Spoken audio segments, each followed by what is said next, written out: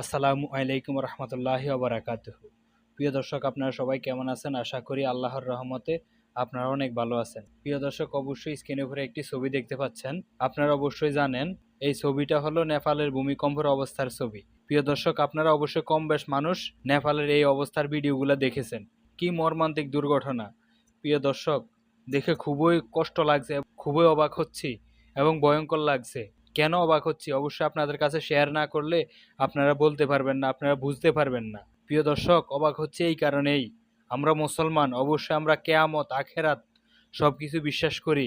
একদিন কেয়ামত হবে, একদিন এই পৃথিবী ধ্বংস হবে, এইসব আমরা বিশ্বাস করি। আমাদের হাদিসে আছে, আমাদের নবী মুহাম্মদ সাল্লাল্লাহু আলাইহি সাল্লাম বলে গিয়েছে কেয়ামত কিভাবে হবে, অবশ্যই হাদিসে বর্ণনা করেছে সবকিছু।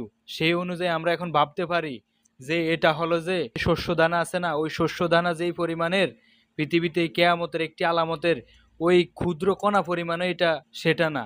যখন কেয়ামত হবে একবার ভেবে দেখুন, এটা দেখে এটা তো কিছুই না। যে শস্য দানা পরিমাণ আছে না, ওই পরিমাণের চাইতে অনেক ক্ষুদ্র এটা। তাহলে আপনারা একবার ভেবে দেখুন কেয়ামত কিভাবে হবে, কত ভয়ঙ্কর হবে। তো আগে এই ভিডিওটা দেখুন, ভিডিওটা দেখলে অবশ্যই অনুমান করতে পারবেন। তো ভিডিওটা আমরা দেখি, পরে কথা বলবো। এ শুধু বিপর্যয় নয়, মহাবিপর্যয়।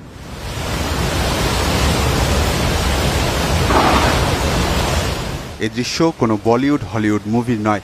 বুধবার ভোরে রাসুয়া জেলায় আকস্মিক বন্যার দৃশ্য।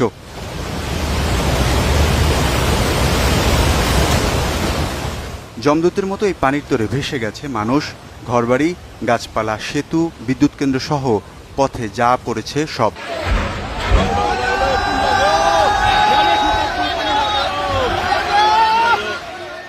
এই রাসুয়া গাদি দিয়ে তিব্বতের কৈলাস মানস সরোবরের উদ্দেশ্যে যাচ্ছিলেন শত শত তীর্থযাত্রী। পর্যটক ও তীর্থযাত্রী মিলিয়ে প্রায় 400 জনের ওপর আঘাত হানে এই আকস্মিক বন্যা। এরপর থেকে অনেকেরই খোঁজ পাওয়া যাচ্ছে না। ধারণা করা হচ্ছে অধিকাংশই ভেসে গেছেন।